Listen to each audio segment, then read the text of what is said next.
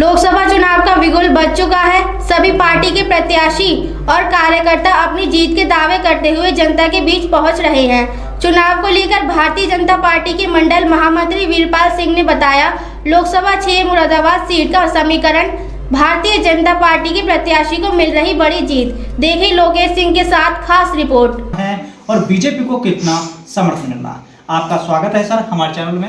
नमस्कार सर। नमस्कार सर। जैसे कि सर लोकसभा चुनाव है, किस तरह की तैयारियां हैं इस सीट को लेकर के? संगठन की तरफ से तो लगातार हम तो चुनावी मोड में ही रहते हैं जी। लगातार चुनाव की तैयारियां हैं। चुनाव में तैयारी की कोई कमी नहीं है। चुनाव पूर्णतः अपनी जीत की ओर है जी। अच्छा सर, इस सीट पर बीएसपी के भी कैंडिडेट हैं, समाजवादी के भी कैंडिडेट हैं और बीजेपी के भी कैंडिडेट हैं, तो तीनों कैंडिडेट में किसको आप ज़्यादा मजबूत मान रहे हैं? सीधी सी बात है, मैं तो अपने ही कैंडिडेट को मजबूत मानूंगा। समाजवादी आपने देखा होगा पीछे समाजवादी के स्टेशन साहब रहे हैं जी। कितने जनता के बीच रहे हैं, कितने लोगों को उनका काम आए हैं जी। क्या उन्होंने विकास करे हैं, आपने देखा होगा। बीजेपी के जो सांसद जी हारे हुए थे वो भी जीते हुए से ज़्यादा काम कर रहे थे अब तक, और आगे कोई भी करेंगे, जीतने के बाद भी करेंगे और बिना जीते भी कर रहे थे। अच्छा, तो क्या ये आपका मानना है कि सीट निकलेगी या जो जनता है उसका मानना है? जनता का मानना है जी, मेरा मानने से कुछ थोड़ा ना हो रहा। हम तो जनता के बीच जा रहे हैं, जनता जो बोल रही है वो हम आपको बता रहे हैं जी। इस टाइम जो हर किसी के मन में है वो सिर्फ एक ही प्रत्याशी है, वो कमल का फूल। कमल के फूल के अलावा कोई कुछ किसी को नहीं देख रहा जी। अच्छा, ग्रामीण क्षेत्र में आप जा रहे हैं और आपकी पकड़ भी है, तो ग्रामीण क्षेत्र की जो जनता है, जो वोटर है, उसका क्या रुझान है? बीजेपी के पक्ष में। वैसे योगी मोदी जी की नीतियों से, कार्य योजनाओं से सभी लोग खुश हैं और जिसको वोटों में तब्दील होता देख रहे हैं जी। तो जो ग्रामीण क्षेत्र की जनता है वो बीजेपी की तरफ है जी। अच्छा, और शहरी क्षेत्र का जो वोटर है वो कहते हैं कि शहरी क्षेत्र से राजनीति बदल जाती है, तो क्या शहरी क्षेत्र में आप जा रहे हैं तो उनका रुझान कहाँ है? शहरी क्षेत्र ले लीजिए, ग्रामीण क्षेत्र ले लीजिए या पूरा उत्तर प्रदेश ले लीजिए, भगवा मय हो चुका है। और भगवा मय का मतलब है कि हर जगह बीजेपी का कैंडिडेट जीत रहे हैं और हम जो यहाँ 80 सीटें हैं, 80 की 80 सीटों पर जीतते हुए नजर आ रहे हैं। तो सर, यहाँ मुस्लिम और दलित समीकरण अगर बन जाते हैं तो क्या आपको नुकसान होगा सीट पर? इस बार नहीं हो रहा, इस बार कोई नुकसान नहीं हो रहा। पिछली बार गठबंधन था जिसके वजह से थोड़ा हमें नुकसान हुआ। इस बार दलित वोट भी जाग चुका है, वो वोट हमें बीजेपी को मिल रहा है। कोई इसमें आपके संकोच वाली बात नहीं है कि वो वोट हमें ना मिले। सारा दलित वोट प्लस मुस्लिम वर्ग का वोट भी हमें मिले।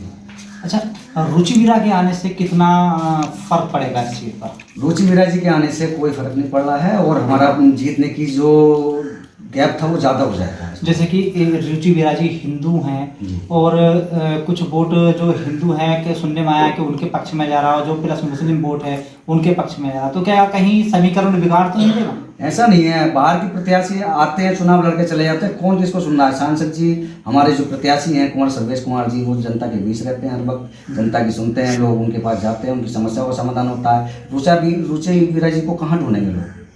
आज चुनाव लड़ रही हैं, दिखाई दे रही हैं, कल को गायब हो जाएंगी, फिर लोग ढूंढते रहेंगे। तो लोकल का जो प्रत्याशी है लोगों का मानना है कि हम तो अपने लोकल के प्रत्याशी को वोट देंगे और जो जनता के बीच रहते हैं, लोगों की सेवा करते हैं, जो हमारे सांसद प्रत्याशी हैं वो ये काम करते हैं। अच्छा, लोकल में एक ही क्षेत्र से 2 प्रत्याशी हैं, इरफान सैफी भी वहीं से आते हैं, तो क्या कहीं इरफान सैफी वोट काटने का काम करेंगे या फिर वोट सांसद जी के ही पास जाएगा? थोड़ा बहुत वोट तो कटेगा, स्वाभाविक सा है। जब प्रत्याशी लड़ता है कोई भी तो उसे कुछ वोट तो मिलते ही हैं, बाकी ऐसा कोई फर्क पड़ने वाला वोट उन्हें नहीं पड़ने वाला जो हमारे प्रत्याशी को नुकसान दे। तो संगठन की तरफ से कितना प्रत्याशी के लिए कितना कुछ हो रहा है?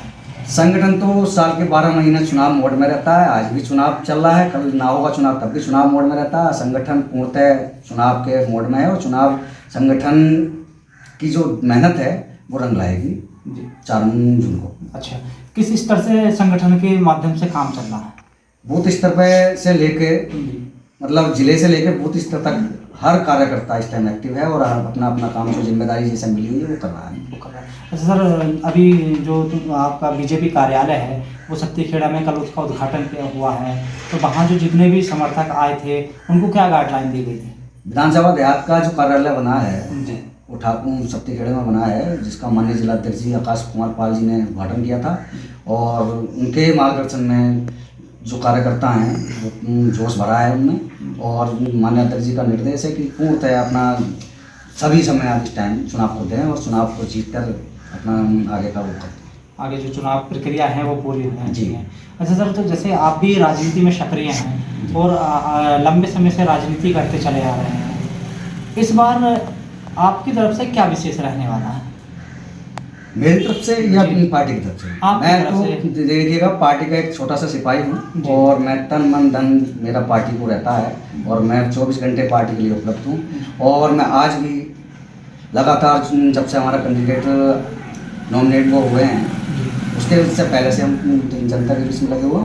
भोजपुर नगर को किस तरह देख रहे हैं आप? वहाँ मुस्लिम आबादी, बड़ी आबादी है और बीजेपी का वहाँ नगर अध्यक्ष भी है, किस तरफ देख रहे हैं उसको? आपने देखा होगा अभी पीछे भोजपुर में चुनाव हुआ नगर पंचायत का, जी 4000 वोट प्लस से हमारा जो कैंडिडेट था वो जीता है। जी। और वहाँ तो मुस्लिम प्रत्याशी था ना? जी जी मुस्लिम प्रत्याशी थे और वो हमारी पार्टी से थे, लेकिन 4000 वोटों से ज़्यादा से जीते हैं। और अभी हमारी जो रूपरेखा है वो उम्मीद है हमें कि 4000 जो वोट से जीते हैं प्लस 8000 वोट समथिंग भोजपुर से मिलेगा, 8000 प्लस से। और उम्मीद हमारी यही है और पूरा समर्थन है वैसे भोजपुर में। बिल्कुल, बड़ी आबादी कहा जाता है, मुस्लिम क्षेत्र कहा जाता है, तो आपको पूर्ण समर्थन वहाँ से मिलना। जी जी जी जी चेयरमैन हमारा है जी। वो और 5 वार्ड मेंबर भी हैं, जी। अपने सभी लगे हुए लोग। तो जनता को क्या कहना चाहेंगे? जनता से यही कहूँगा कि चुनाव में अपने भाईचारा संबंध ना बिगाड़ें, अपने शांतिपूर्वक तरीके से अपने वोट करें और वोट जरूर करें। जी।